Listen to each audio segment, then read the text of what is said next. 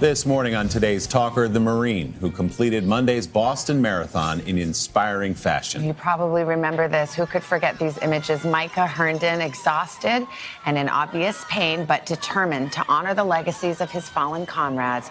And he crawled across the finish line, and he made it. And we are so honored to have him with us this morning. Hi, Micah. Good morning. Good morning, Micah. Good morning. Good morning. I know that was very, very painful. I think the first question has to be how you feel, how your legs feel this morning. I really feel like a baby deer walking right now. I can't really move too fast. Yeah. And any little step I take, it's trying to steady myself. So You were on a pace, Micah. We were just talking. You were To running hit your fast. goal, you were going fast. Yeah. So tell us what happened about 4 miles from the finish line. What did you start to feel? Around mile 20, that's when my right leg started to lock up. And then, pushed through that. And then mile 22, that's when both legs started locking up. So the last 4.2 miles that I ran, that was the hardest, longest 4.2 miles I've ever ran in my life, You know, Micah, that is the point that many, many people would have stopped or gotten help. But you did not do that because you had a very important purpose. Can you tell us about why you ran? It's not just running, races and whatnot. It's everyday life for me. I train, I run every day. People back home know. It's therapy for me. It's what I go to. It's my getaway. It helps me cope with, me being deployed over in Iraq and Afghanistan. It's my release. I just get up and go, and it's how I get away from everything. I do have PTSD and I do have survivor's guilt. Those are my battle wounds and those are my scars, and I'm not afraid to say that. And I know countless veterans all over the world, they have those issues too, and I'm not ashamed of that. I'm not. You've got 3 names on your shoes, if we can get a shot, and also on your bib: Ballard, Juarez, and Hamer. All you had to do was look down at your shoes, I imagine, for inspiration on Monday. Yes. I even write it on the back of both my hands, their last names, and my bib, my shoes. My wife got me those tags just to be able to look down there. And that's the only reason why I run. Obviously, it's to clear my mind of everything. Just to deal with everything back home, the daily life, being back in civilian world. I got out of the Marine Corps active duty 2011, and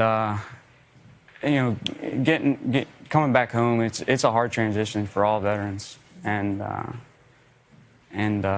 so you got to find a release, and my release was running, and so I just hope that other people, civilians and vets, can find their release and, figure it out.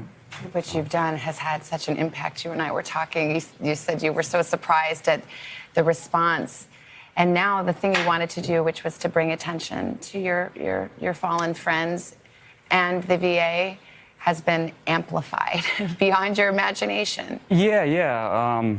I just, to honor their legacies, Ballard, Warren, Juarez, and Hamer, their families as well. That's a big thing that goes unforgotten. Forgotten. When we're over there, all the attention's on us, but it's the families that take tolls too. And I saw it firsthand when Ballard passed away. His family, how bad it was, and how hurtful it was, and how devastating it was to that community too, Bardstown, Kentucky. I just hope that what everyone gets out of this whole message for veteran. I know I'm not. Those are my battle scars, and I'm not afraid of that. And I'm not.